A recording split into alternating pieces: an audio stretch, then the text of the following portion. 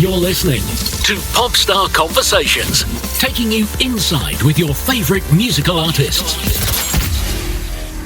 Chuck and I are sitting here with Anthony Kiedis of the Red Hot Chili Peppers. Anthony, thanks so much for being here today. It's been about 5 years since Stadium Arcadium. Now, how important was it for you guys to take a much-needed break? Wow. Well, it just was. I mean, it was important, but it just happened. And, 5 years, it was certainly not all break because we toured, I guess, for a year and a half for Stadium. There was really a legitimate 2-year break.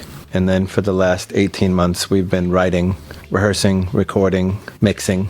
So the 2-year break was great. It allowed, everything to shift and start over again. Well, it sounds like you accomplished one hell of a lot in your time off.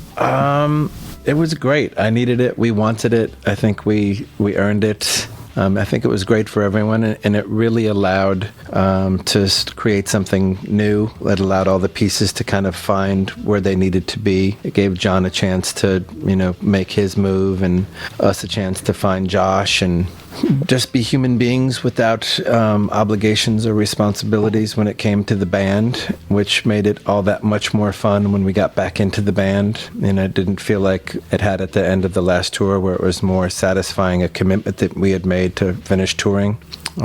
We started up again because we wanted to. Anthony, you became a dad. Congratulations. I understand that his name is Everly Bear. Did you name him after the Everly Brothers? Not literally, specifically, or technically, but I did look at an Everly Brothers CD sitting on my coffee table, and I loved the look of that word, and I loved the Everly Brothers a ton. I don't know that vocal harmony gets that much better than they had it going on, and I love their songs, and so yeah, I felt very comfortable giving my son that name, even though he's not named after them. Yeah, I understand that you created a new TV series called Spider and Son. Can you tell us a little bit about it? It's kind of been filed away for the time being. We worked on it for a couple of years. It didn't pan out with HBO, so now we're kind of rethinking the whole deal, and really this is much more important to me, what I'm doing musically. So it's collecting dust. The show, was it based on a relationship between you and your father? That's right. It was based on my father-son experience in the early 70s in Hollywood, which was a magical time culturally in LA. And my dad just had a bunch of freakish friends, and the Sunset Strip was just kind of coming to life, and people's experience with art and drugs and sex and energy was all pretty lively at that time. So we thought we had a good show. HBO wasn't so sure. We'll rethink it. And has becoming a father, has it inspired you lyrically for the album? There was one inspiration after the next, really. Being a broken down man at the end of the tour was its own kind of inspiration. Like, I didn't know that I could be that busted up and, psychically kind of bent.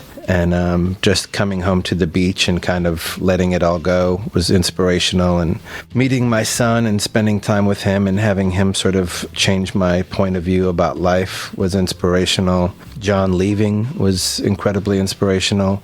Josh joining was wildly inspirational. Connecting with the ocean was inspirational. There was no shortage. I mean, really, the chemistry that we got to kind of reinvent as a band was a great ride. I've gone through the album several times, and I listened to 3 of the different songs. Factory of Faith. It seems like you were torn, looking for marriage or something. And then you have another song, Even You Brutus, and that seems like you're looking for great sex. And then there's Meet Me in the Corner, and it seems like there's a lot of heartache involved with that song. Where are you at emotionally? Good point. I'm in all of those places. I've just the first time I've heard that particular comment on Even You Brutus. Yes, in regards to John leaving the band, how did you feel about that? When did you know it was going to happen? It depends on how intuitive you were. Those kind of things can always go either way, but it felt great. It felt great because it needed to happen.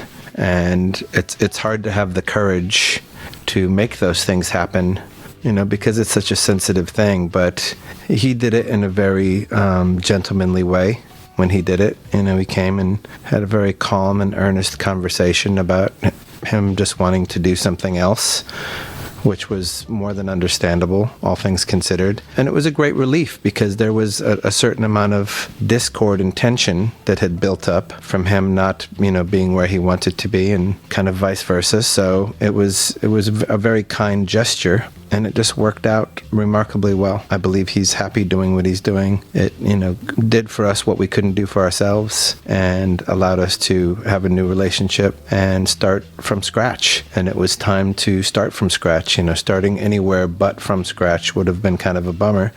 So we were forced to, strip down and see who we were and go to work, which is a wonderful thing to have to do. It seems to me that your new album, I'm With You, it's quite a departure from your previous three. I would hope so. I mean, I would feel a bit dissatisfied if it wasn't. I think that's kind of part of the beauty of what happened is we did get to mix colors with Josh to do something new. And like he said, like you said, he's got an element of avant-garde, but he has an element of a lot of things. And I like those elements, and it's really fun to kind of listen to Josh and see where he's coming from and try to, blend myself into that. It makes for a new recipe. So this is the new grown-up Chili Peppers. No, I wouldn't call it the grown-up. We're always going to be growing and not necessarily up. Yeah, I mean, we've got our shit a little more together than maybe we used to, but not so much so that it still doesn't have a few rough edges. Work in progress. I noticed you added a piano. That is very grown up. That is Africa is also very grown up. You've got to be slightly grown to play African piano. Would that be Flea playing the grand piano?